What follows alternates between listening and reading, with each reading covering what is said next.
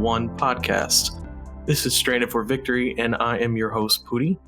Today we're joined by our legendary players and co-hosts, two-time All-Star from Turks and Caicos, most recently on Australian Stranded, Danny. Justice for Penny. Three-time Stranded All-Star and most recently Isolated 4, Nate. Justice for Jono on Australian Stranded. Yeah, this Jono erasure, I will not stand for it. I didn't even put that. We don't count that. Yeah. Okay. And finally, our five-time All-Star and legend with who most recently played Shawnee in Off Stranded, Nofo. Justice for don't make me say it.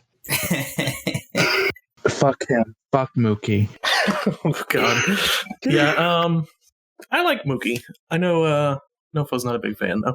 A lot of people aren't a big fan, to be fair. No, he's not that bad. No, I think he's very funny. entertained by him for like the... Mookie's a fun asshole. Yeah, he's like a good comic relief, I think. It was an appropriate first boot, though. I think we lucked out on that one. Sorry, Mook. Yeah, the world where Mookie does well could be fun, but considering the level of gameplay that this cast has already established, it would slow it a bit down. I think, I wouldn't have minded Mookie for sure. Like, I would have loved to have him succeed if he was going to put in the effort, but it looks like he did not have enough time compared to the rest of the cast.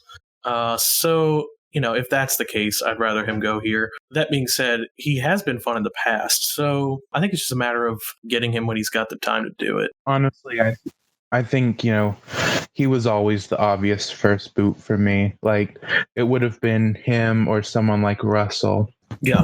Just someone kind of green and not really known for playing that well in Stranded. Yeah, I think really that tribe's interesting because they all seem to be getting along pretty well, despite there being a lot of different alliances, which we'll get into. But I'm a little shocked that they made a unity vote.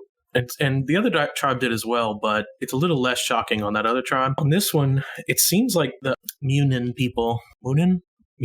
Oh, we'll figure it out. It seems like they're a little bit more cohesive and are genuinely bonding, whereas I think the Fenrir people are, we always murder these tribe names, they're probably a little bit more fractured in that they don't trust each other as much. Yeah, they're very secluded into like their old school, new school, Cochrane, Pinner, Cassandra alliance type things. Like, it's very secluded and separate. I think part of it is also, I think that other tribe is a little more game body, at least from what we've seen. Like, everything they're talking about is very focused on alliances, focused on who they want to work with strategically for their game. Whereas I feel like the Munin tribe is very much their love fest. They're so interested in getting to know each other.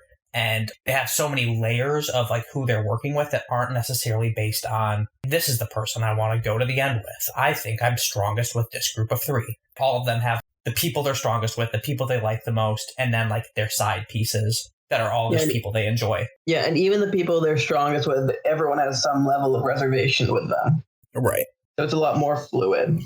Before we get into each tribe and what's happened so far, I'll just say right off the bat, super entertaining so far. I think everyone is, the level of activity is incredible considering, when we casted this, we kind of threw it together and I didn't know how much some people really wanted to play again or were just like, yeah, what the hell, I'll do it because it's fun and I'm bored.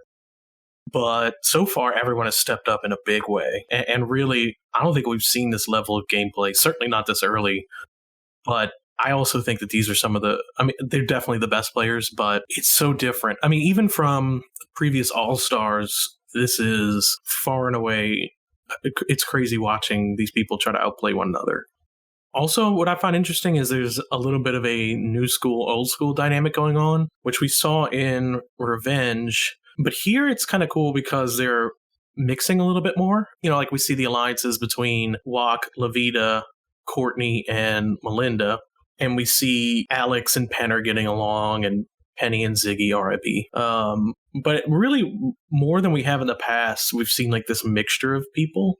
Whereas I kind of thought they would all just kind of separate into their little groups that they're used to. And that's happened to a degree, but certainly this is the most people have melded. Yeah, I mean, I think you can see specifically on these tribes that like everybody has like a person or two people that they've been comfortable with outside of the game who's like, maybe not their number one, but somebody that they trust a lot. So you see it with Joaquin and Val. You see it with Penner and Cass, Penner and Cochran. Melinda and Courtney have worked together before, and all those people tend to be like the tightest pairs with each other on these different tribes. But then, like you said, that next layer where you start to get to the bigger groups, you have, like you said, Love and Walk teaming up with Courtney and Melinda. Some pairings that you wouldn't necessarily pick out, but you can still kind of see where each pair comes together. Yeah, the logic behind their being linked together. Yeah, I mean, I'm fangirling so hard over some of these people, not only because I know them and I have known them for a very long time, but also because it's just cool to see them again and to see how they've evolved as players. And even some of the people that I didn't expect a lot from, I'm really impressed by. And I think I do have to give an apology right off the bat to Kim M. Sieve, who I talked about in the cast assessment video. I kept saying he was unlikable for some reason. I don't know why I kept saying that, but what I meant was he's not someone who is overly likable like a Ziggy or a Val. He's more of a strategist, is what I was trying to convey. Like, he might come across as kind of cold and calculating versus warm and friendly social game. So I wanted to clear that up right away, because once I was listening back, I was like, geez, I keep talking about how much I don't like this guy. It didn't sound good on the re-listen. But I will say I've been very impressed with his game strategically, and really, we'll talk. I guess we'll move right into Fenrir, yeah. Fenrir's alliances. I think this tribe is really a mess. More so than the other tribe. It's being dominated by pre-existing relationships, whereas you'll hear people in it talk about the people who are connected are coming together. That's how they're referring to it. So that's obviously Cochran, Penner, and Cassandra. They obviously have a tight threesome coming out of revenge. But then they kind of picked up Ziggy and Tammy and their relationship from Off-Stranded. And it's a little odd that they've been going around Cassandra's a fucking mess, but she's been going around like basically telling people that they're the sixth in that alliance, but telling different people that. And she kind of is telling people the less connected are on the outs. And I think that's really starting to bite them a little bit, because even Kim M, who is very connected to like Cataly and Stephanie and some of the people in the other tribe, she's really clued into like, hey, I'm not someone who just fucking takes orders from people and agrees to vote without any input, and that seems to be a lot of people that they're doing that to, namely Jeff and Kim. And I think these people are going to start, as we've seen, coming together and being like, hey, why are we just taking orders from these guys? There's just three of them, And they've even said, I mean, it's so bad to this point that they have named all the people that are not quote unquote connected, and there are more of them than there are people who are connected. So I don't think that will end well over time for them. No, I honestly think, and this is still a little speculation because there's a couple hours for it to still change.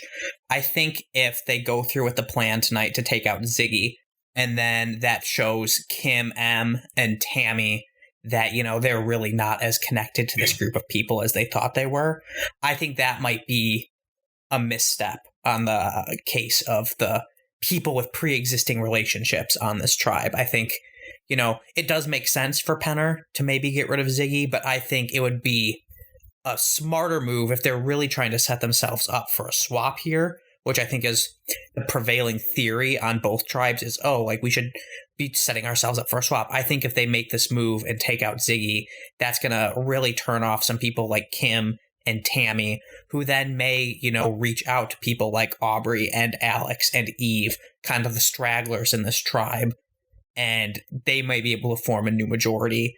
I don't know. I think that these are all high enough caliber players that they would be able to pull something like that. But who knows? We've also seen stranger things happen. Yeah, this move really relies upon Penner having faith in his relationship with Alex and Cochran having faith in his relationship with Varner. Yeah. To be able to prevent that follow through. I think we are seeing this higher caliber of player, but I also think a little bit of this is some of those fringe outsiders are waiting for a swap, whereas I don't think that they necessarily want to rock the boat before one that they assume is coming soon. So that could be playing against two. Yeah, I mean, I do have to keep reminding myself that we are at final 20. It's not that far into the game. At some point, it is just smarter for them to maybe go with the flow, especially if they're not anywhere close to the line of fire. I'm just thinking that with the way that this tribe is structured right now and the way that they've kind of centered around the people who were in revenge, I think that by burning Tammy and Kim here, that's really going to set off some alarm bells on this tribe. I guess we'll start by like talking about how people are playing. I think of the three, Penner, Cochran, and Cassandra, I think Penner's playing the best. I think Cassandra's playing the worst, even though she's playing the hardest. I think that that's going to catch up to her before it will Penner or Cochran. That's just a guess. I disagree. I disagree. I think, I mean, from a standpoint of who is doing the best work, I think that Penner is doing the best work. He's obviously the most liked person in that group, but I also think that Penner is easily the most threatening in that group of Penner and Cochran and Cass. I think that Cassandra's the least likely of them to go at any point. You might disagree with me. I think of that kind of core revenge group, I think that she is the least likely to be targeted, and that Penner and Cochran are going to take the fall. Go ahead, Nate. Yeah, I genuinely would say that I would consider Penner as doing the best work in terms of he's the only one of those three who has formed during this opening weekend a relationship that probably will last him and be of use in the future. I would agree with that. Well, I think Cass is just too busy mitigating the two forces of Cochran and Penner. Yeah, I think Penner's the only one who's reached out to people behind the aisle with Jeff and Alex. Well, I mean, I know Cochran has Jeff, but I really feel like Penner's going out of his way to talk to all the outsiders, and I don't think he cares if one of Cassandra or Cochran goes. I feel like he kind of assumes that maybe they will. I don't think he would want that to happen because they're good shields for him. But I think if it all falls apart, I do think Penner's going to come out of it fine. I could be wrong. He could be the first target. He certainly is known for being very threatening, but I also think I think that's a testament to his game that I also think he's so likable that other people will not want to get rid of him. I mean, it's kind of crazy, but it's true. Like, I don't see Alex being okay with turning on Penner. I think the pecking order is Cochran, Cass, and then Penner. And Penner's probably going to be fine. Yeah, I think it's amazing. Really, we were looking forward to seeing Ziggy and Penner play together. It's so fascinating that Penner immediately wants Ziggy gone, and I think it's probably best for him. And I think we're seeing, I don't want to say we're seeing Penner outplay Ziggy, because I do think he has an advantage in knowing more of these people, but I don't know if Ziggy was ready for someone like a Penner, or even someone who plays his game but better. Kinda.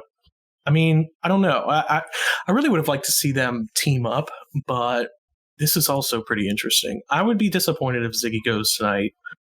That being said, I think I'm okay with an old school ruling the roost on this one. Yeah, but it's unfortunate Ziggy probably has to go so early for the new school to really form together. Because I think Tammy would be a core part of that old school truly coming together. And in terms of those are the two. If it's Tammy versus Ziggy, it's do you keep someone who has ties to all these old schoolers? Or Ziggy who has all these ties with new schoolers? Right. Let's go about who we think are who's doing the worst on this tribe so far. I think who's doing the worst is probably like Aubrey, although I love Aubrey.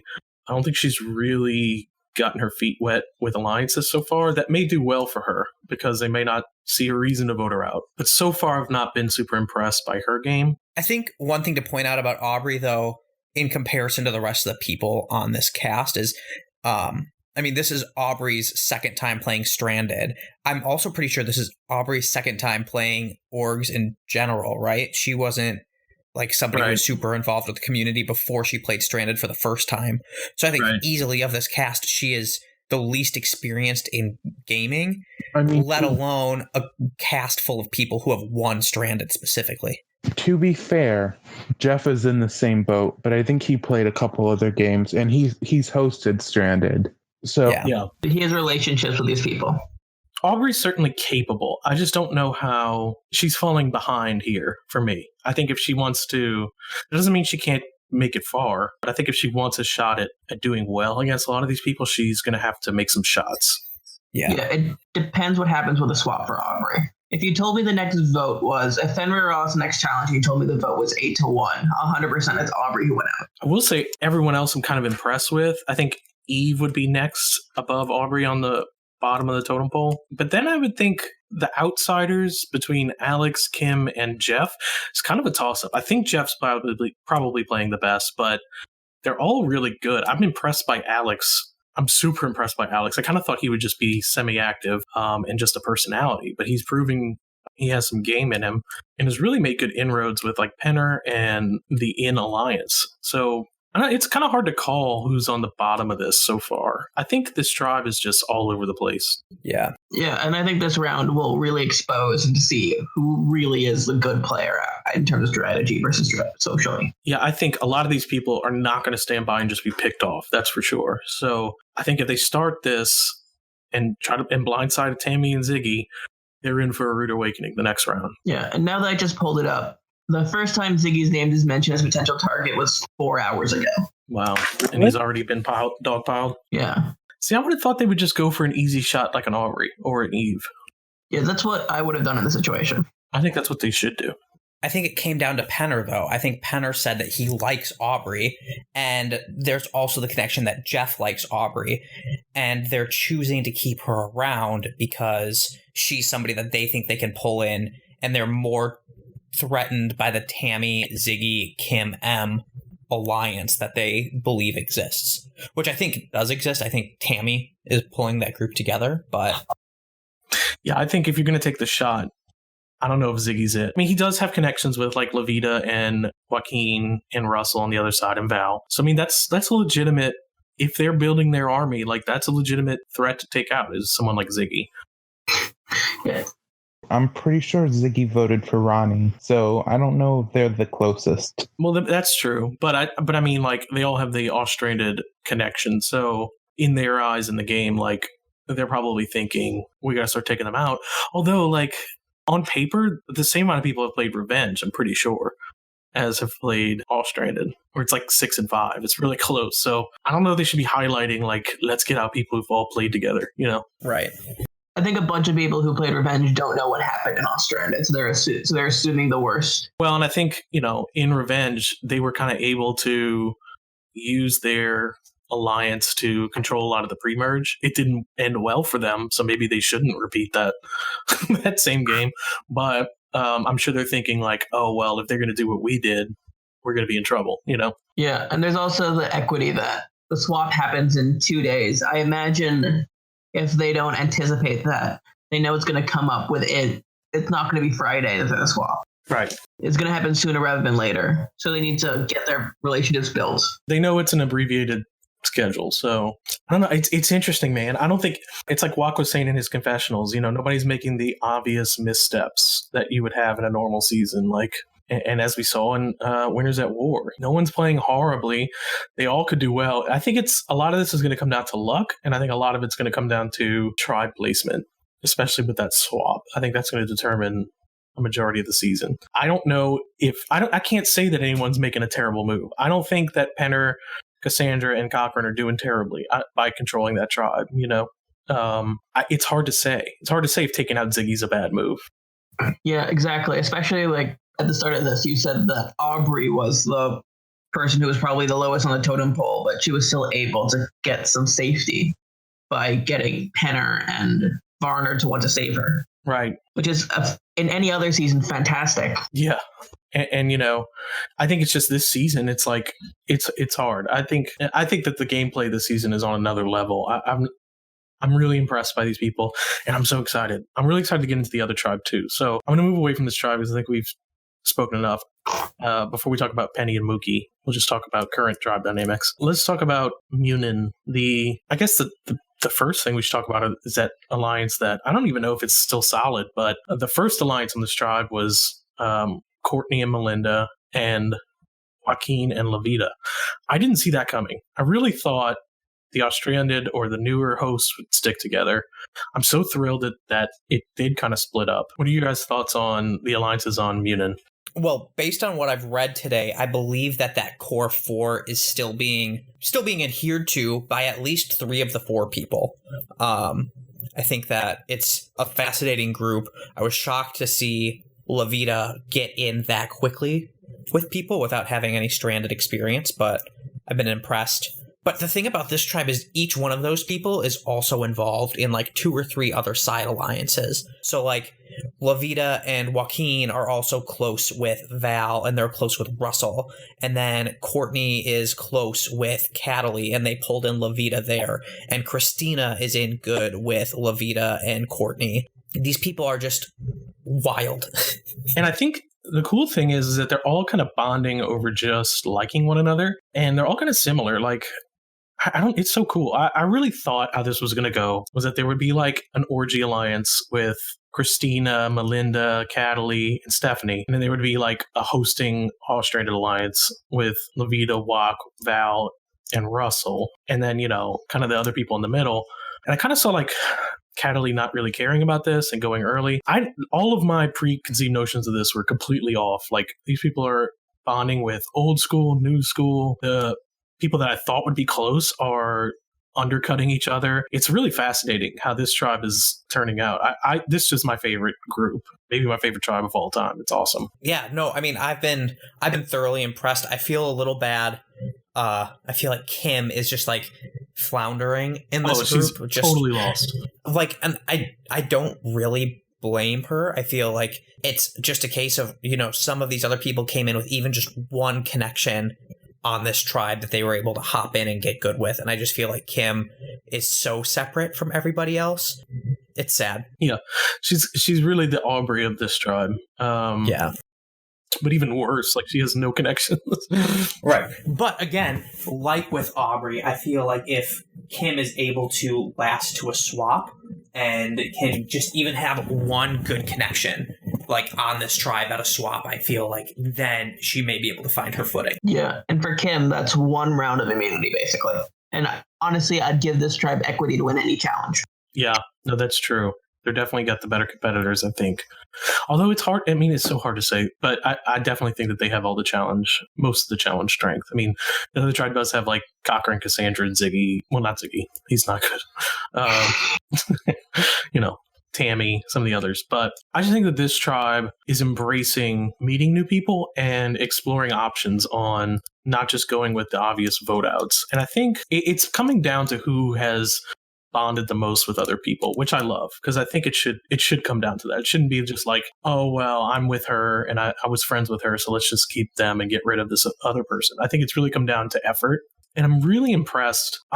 Let's talk a little bit about the different alliances. So right off the bat, we knew Val, Joaquin, and Levita would kind of come together. They've not come together as a group, though. They're each kind of their own little thing. And what's interesting is that they started to target one another. And really, we saw Val and Levita become very close friends, but then instantly recognize each other's threat. And I didn't expect this from Val, but Val has really come after Levita hard. And she's really planted some seeds with even Joaquin that I saw after she had that conversation with Joaquin. He was instantly like, well, Levita's playing really well. We should probably get rid of her. And slowly I've started to see the rest of the tribe think that Levita is a big threat too. So it's interesting because Levita immediately, of course, bonded with everyone, as we knew she would. But almost as quickly, people have begun to realize her threat level. And I think it might backfire on her quickly. What are you guys' thoughts? I mean, I think I said this in the chat yesterday, but Val pegging Levita right off the bat was not super surprising to me, only because I see Val and Levita playing the same game. At least from when I played with Val, Val likes to be everybody's favorite person. She likes to be the person that, like, you know, you're not necessarily talking about strategy, but she wants to be the one that everybody loves. And I think coming in, Val didn't come in that much that first night because he was celebrating his birthday, but comes in on Friday and Saturday and just hears everybody talking about how they like Levita, how they want to work with Levita, how that's who she should get to know. And I think that instantly puts in Val's mind that, oh, like, here's the person filling the role that I would normally fill in a tribe. That's threatening. I normally do pretty well in these games. That means that Levita is probably going to be someone to look out for. And I think it's also interesting that neither one of them was like, I want to target Levita at the next vote. It's like, I'll work with Levita, but she is somebody that I can't let get deep in the game. Well, we saw this interesting thing. There's a parallel here between Levita and Val that we saw in All Stranded with Levita and Ziggy. Val and Ziggy, where instantly when they first got onto a tribe together, Ziggy kind of blindsided Val, and that doesn't happen very often. So when Val saw that happen, she was like, oh shit, this guy is actually really good. Of course, he was Moana in that game. Val instantly recognized Ziggy's threat, and then they were kind of against each other at first. But over time, they slowly started to really like one another and became like a very close pair going into the end game. I could see something similar happening with Levita and Val here, whereas Val might start off being wary of Levita, but as they become closer and closer friends, it might evolve into a trust. Yeah. I think what'll be interesting to see is I wonder if Levita catches on to other people catching on to her game, if you know what I mean there. Like, I feel like right now she's probably coming into this game thinking the same way that she did in ISO 4, which is, it's early in the game. Just being likable is normally good enough to carry you through a couple swaps, make it to the merge in a Survivor game. And I'm curious if she's going to know that Joaquin and Val and a couple other people are already pegging her as a big threat. And if it's just being likable, Penny was the first vote. Yeah. Yeah, but Penny's likable for us. You know what I mean? Like, I think if there's one thing that I got... nerves. Yeah, I think if there's one thing that I noticed over the weekend is here I am being like, Stan Penny's the best. How dare you target her? Like, when you do go back and look through her chat logs, like, half of it is her flirting with Alex and being like, oh, don't threaten me with a good time, stuff like that, which, I can see why maybe that didn't come off as the best, most likable person on the tribe if you're trying to play with them. Yeah. And flirting really only works with Cassandra on this cast. Right. I don't even think it worked with Cassandra. She was like, it was funny, but that's kind of weird, Right. I don't know. I just think she's from a different era that didn't translate. Or last time she played, she had people who were all in on the shtick. I also think Penny came in and in her app said that she was literally just here to have fun and see if she can make it far. Some people she came in, wanted to be a character, was excited to be back, was just, having a good time. Gone too soon. True. I'm excited. I hope that they stick around and lurk with us just for the fun. So let's talk about some of the older school players. Kim M still doesn't know. It's for an update. Okay. She doesn't know about the vote? Yeah, she still thinks it's Aubrey. Okay. R.I.P. Yeah, she wrote a really long confessional saying that when Aubrey gets out. Oof. Yeah, she's not going to be happy when they give her an order for someone else. Let's start with Courtney. We kind of focused on Joaquin and Levita out of that core four, but I think it'll be even more fascinating to talk about Courtney and Melinda so far. I love these people so much. I love Courtney. She's an icon in Stranded, and she's proving that here again. Even with all the time off and seasons later and everything else, she's still really good. Strategy, personality, everything. Even though she's not like, she'll even say, look, I don't play the whole align with everyone game. I pick my side and I ride with that side and that's it. And that's not a strategy we see often, but it's worked for her very well in the past and it looks to be working for her here as well. I love when that happens in games. I think that one of the best things to happen, especially for a player like Courtney, would be a tribe split, like a vote where they come out on top and you can clearly see who your enemies are. One of the things that I've noticed and one of the things that I think I'm most nervous for on this Munin team is that people are so desperate to stay in good with each other that they try and clue everybody in on the vote. They want it to be one person and they want it to be a unanimous vote because they don't want to burn a bridge. They don't want to burn a connection. And I think it'll be interesting to see somebody like Courtney play who, isn't going to be afraid of pissing off, I don't know, maybe Kim, maybe Stephanie, people that she doesn't have a relationship with. Whereas, you're going to have Joaquin and Levita and Russell and a couple of these other players who are probably going to be like, oh, no, we need to include Stephanie in the plan. We don't want to blindside her. So I'm excited to see that kind of a gameplay. And you could see it in her confessionals already. She said she's not planning on forming any solid alliances outside of her core four. And then that alliance with Cataly and Levita, because she's just like, I just need to see where things are headed. If we're going to be doing a merge soon, are we going to be a swap soon? I don't want to set myself up to make the betrayals if I don't have to. Yeah, it's very interesting gameplay, especially in All Stars. Let's talk about Melinda a little bit. I'm loving Melinda this season just because she's almost like afraid to play or afraid to screw up, because I think she really cares about proving herself here after such a long time off. I think it's getting into her head a little bit, because I think she's doing great. Her post today was fantastic, to be fair. In her confessional. Yeah, we'll go ahead. Tell us a little bit about it for those listening. Well, today, Melinda, I'll just pull it up right now.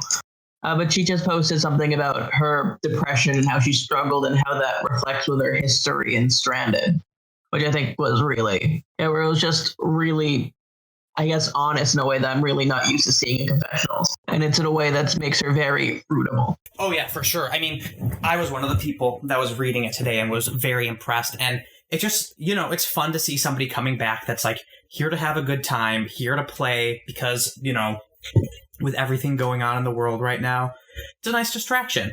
And I think he even mentioned it in there that, in the past couple weeks, he's kind of had a little bit of not like a depressive episode, but has kind of seen, some depression come back in and out, and how this game is a good way for him to distract himself, and also how he's excited to be able to play with some of these people again.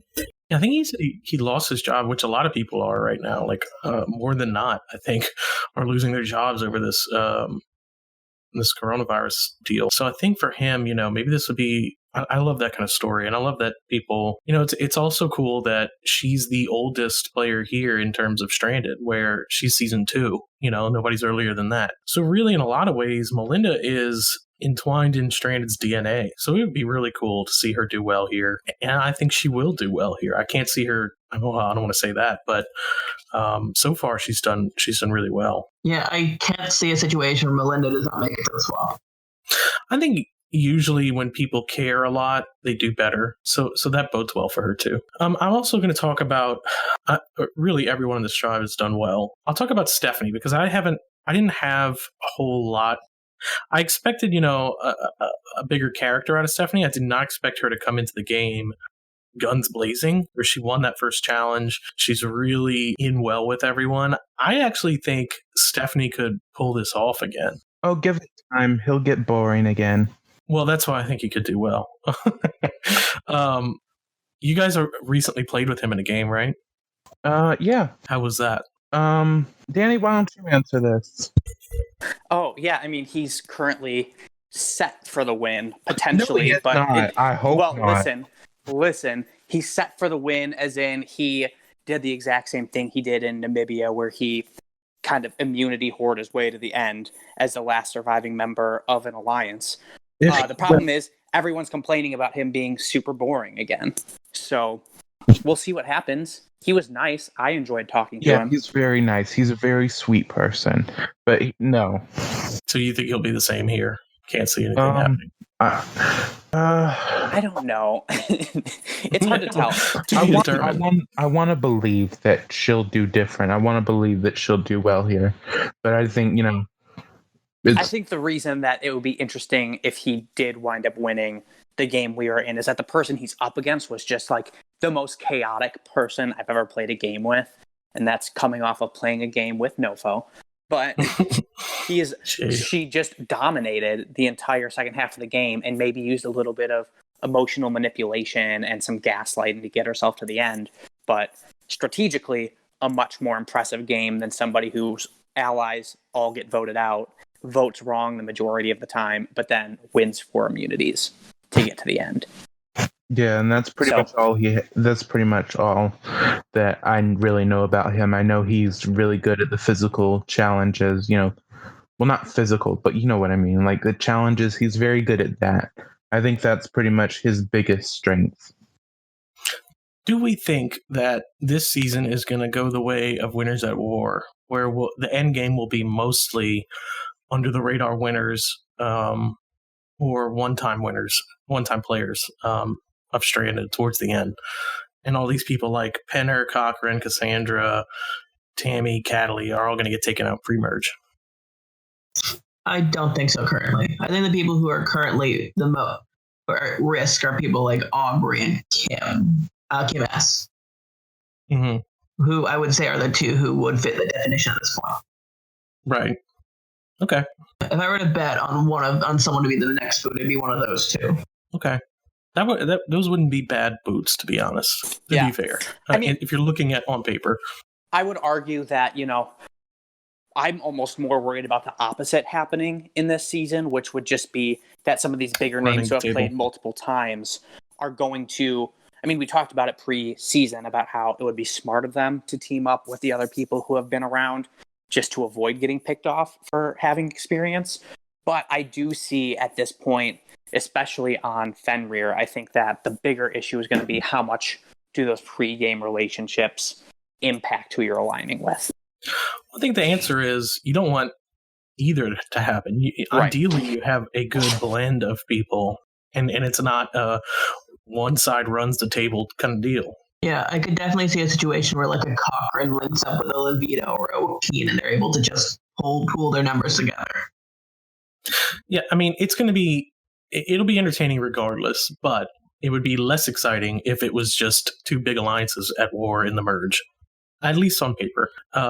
Just because, I don't know, I feel like a mix is what you want, I'd like to see some of these people that have only played once do well. I didn't see Aubrey or Kim as this season. I want to see how they won. Right. So other standouts on the tribe. I'll talk about Christina really quick. Really impressed by Christina. I kind of thought she would be boring, and she's not at all. She's super likable and really good strategically so far. And I didn't even realize she had taken a hiatus from gaming, but everyone's really excited to see her back. So it's kind of cool to have her here. I think of the cast, she's certainly one of the more exciting winners in terms of gets for the season. What are your thoughts on how Christina's game has gone? I'm impressed with the way that she's starting to integrate herself. At first, I was a little nervous for her on the outs of the tribe for no reason other than just Courtney, Melinda, Joaquin, and Levita. Why couldn't I think of her name? Those four were kind of already together. Walk already kind of knew he wanted to work with Val. Russell was getting in good with some people, and I think she was just kind of left by the wayside for not being as active on that first night. But she's done a pretty great job of getting in after the fact with some people like Cataly, like Levita, like Courtney, people that now are looking at her as a potential number moving forward. And I mean, she does come off very likable from what I've seen. So, yeah. And finally, I'd like to talk about Cataly on that tribe, because I think at first I thought, first of all, Cataly is one of our bigger names, and certainly one of the bigger names in gaming in general. So just having her a part of this is exciting. But I also thought, I think she's also hosting something, and the last time she played in Stranded, it didn't go too well for her. So I figured, maybe she wasn't going to be as excited or not really give it that much effort. And over the first weekend, she didn't. It was kind of a less effort than the rest of the cast. However, I think the last 2 days, she's really stepped up, and I'm beginning to see some of that old Cataly come back, and that's exciting because when she does play well, it's really entertaining to watch. Yeah, no, I was excited to see her kind of stepping it up over the last 24 hours. I do think it'll be interesting to see how long she can keep it up for. Like, is she going to get footing, or was it already too late for her to really find a solid spot? I think Cataly is someone who is a dangerous player regardless of the situation, not only for her connections, but also just by virtue of how she plays. She's played in so many games and has been very successful in a lot of games that I would never count her out, no matter the situation. I don't know if she'll do super well here. I'm hoping she does, just because the last time we saw her, she went out like fourth from the beginning and super early, and not and not as big of a deal as I thought she would be in the season. So I'd really like to see what happens with Cataly in modern day Stranded. I'd love to see what she can do in a merge situation. Even if she was an early merge boot, I think that would be really fun to watch. Other people in this tribe, I think we talked about just about everyone. Russell, kind of meh so far. He did find the idol. Yeah. One thing that I thought was funny, somebody shared the screenshot, but somebody absolutely clocked his game, which Gary pointed out was the exact game he played in Isolated 3. I think it was Kim Spradlin was the one who clocked it. That was basically like, he doesn't come on a ton. When he comes on, he's likable enough, but like he's basically just waiting until he needs to start being more active, letting other people take the fall early on, and then he's going to wait, come near the end, play middle of the road, make it to the end, win on like some basic strategy and likability, which it made me laugh because that I remember when we were doing our podcast during ISO 3, everyone was saying like he'd be a good winner, but it wouldn't be the most exciting win. And I could see that being the same case here. Well, it's kind of the same as Stephanie. True. So far. But, I mean, that is a very effective strategy. So, yeah, Russell's the most seasoned person on this cast. Well, yes. I mean, technically. But yeah, by season number. Right. I mean, we talked about it in the preseason podcast. He's gone out pre-merge in like 4 out of 5 of those seasons. If stranded, really he's only excelled at isolated. To quote Kim, I don't trust him. I don't like him. He's played, 6 seasons of Stranded? Like, go home, boy. You've had your time in the sun. It took you a bunch of times to win, and you're a host of games, so you know how to play, but I don't want you here. That was Kim Spradlin who said that? That's actually kind of awesome. I kind of forget about Kim because she's fallen out of it, but she is really entertaining. I think that's one thing that I've been very impressed with in watching so far is like, I think a lot of people joke about how your normal winner in an org is normally somebody who's a little more game body, not the biggest personality of the season. They're, big enough to be remembered, but not like, leaving, that's the person that you remember most. But everybody here has been delivering both personality-wise and gameplay-wise for me, and I've really enjoyed that. Oh, that person gave you the same speech, didn't they? They did the same one to me. What? Oh, this person in the game we're playing. They gave me the same speech that he's quoting right now. Okay. Anyway, so I would agree.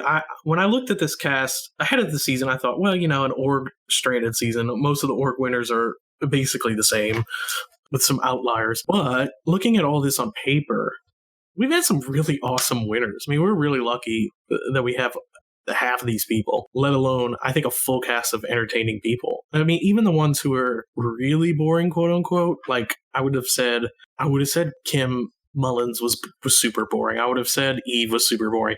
They're super accomplished in other orgs. Like, they've won a ton of games outside of this and have played in a million games, and they've become super interesting since their season. And I just think overall, this is a great cast of all-stars, let alone all winners, I think it's going to be a good season. So far, it's delivered for me.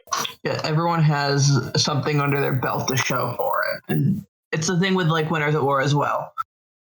There's a situation where everyone can win because everyone's proved that situation exists. Right. If you looked at Curl Islands, we could have, episode 1, we could have said 4 or 5 people, 0% chance of winning. This season, that's nobody. True. That's very true. Yeah, like I said, I think a lot of it's going to come down to luck because these are really good players. And even now, like, the people on the outs know that they're on the outs. The people on the in know that there are people who realize that they're on the outs. It's like an endless loop of strategy of how to play this thing. Yeah, it's all going to come down to how the swap is done. Right.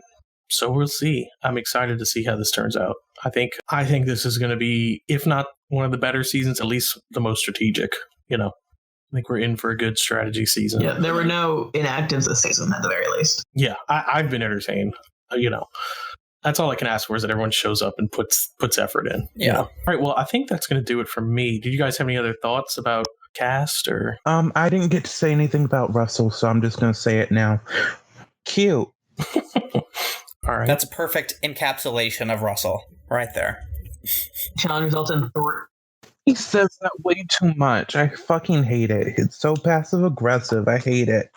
The worst part too is that like when people are in the game with him and they start using it too, and you're just like, please stop. If I hear the word cute one more time as a response to something that I'm asking you, like, no, give me a legitimate answer, please. I also want to shout out to the savagery of the voting confessionals. I don't know if you guys caught half of those. They were well, rough. Some of them, I was like, damn. Like, someone said to Penny, I wish Brant would have won so that I could have played this game with him. I thought that was like, Jesus. Yike. That's funny. I mean, just savage. Well, and this is round 1. Just imagine how they're going to get as things start to get a little more personal near the end. Oh my God. I hope for like a fight, someone fighting with Cataly and I don't know, some of the other savage people here. Yeah, just hope for a full savage tribe in the swap. Yeah, I want like an true. unexpected rivalry that gets like really dark, like something unexpected, like Levita versus Val. yes, something that gets very dark. Levita versus Aubrey, and then both of them are revealed to be evil. Mainly, I just want to see Levita in drama. I mean, I could definitely see like Alex, Cataly, Cochran getting into it. Cassandra. Some of these people are powder kegs too. And some of them are willing to be a little crazy this season, I think. But anyway, we could sit here and talk forever because there's so many different things going on and so many possibilities. But results in a minute, even though both tribes know what's going to happen. Yeah, I just want to thank everyone for agreeing to come back and do this because we have thoroughly enjoyed it. I hope that they're enjoying it. It's a unique experience for sure. What were you saying, Nofo? Who would you vote out if you were on Fenrir? Me personally? Well, I mean, all of us personally. I feel like if it was me, I would have wanted to target someone like Eve, someone that I couldn't get a read on and is like kind of. It depends on who I was aligned with. If I wasn't in close with Penner, Cochran, Cassandra, I would definitely try to take out Cassandra. Mm-hmm. And the reason I would go for someone like Cassandra versus Penner or Cochran is because I feel like Penner and Cochran are more connected and less willing to keep her. Whereas I think if you go after a Penner and a Cochran, you really have to hope they don't have a ton of connections to everyone else. And I think Cassandra will prevent either. I think Penner won't stop Cochran from being eliminated and vice versa, but Cass would stop either of them being eliminated. Right. Yeah, I just think it's the easier shot of the three. If I was in their shoes right now, I'd probably go Tammy over Ziggy, and that's not bitterness over allies. Because Tammy is so good. Tammy is just... Well, look at her. I mean, you scroll over everyone's name, and she's got 5. The only one with more is Russell, who has 6 games under his belt, and he sucks. And presumably she did well in all except for Revenge. Yeah, no, she did. She made, Austrian, and she was Final 3, Final 3 and would have won had Joaquin not won the final immunity. Yeah, her placements are merge boot, Final 5, winner, middle, pre-merge, and then Final 3. She's got a really good resume. I don't know. I would think if you're going just off resumes, Tammy and Melinda are the top 2 you should be worried about, Yeah. And then maybe Ziggy too. Tammy has an in with the old school. She has a connection to every single person in this cast in some way. Yeah, we talked about that she is the epicenter of the season for sure. Yeah, I mean, and I think it's stupid for these people not to catch on. That's what I was saying earlier. I feel like blindsiding her here by taking out Ziggy is the right move. I think blindsiding her by taking out Ziggy is the wrong move. I think if you're going to pull something, you need to pull it on Tammy, because if you leave her in, I think it's smart. I think it's smart to go for Ziggy.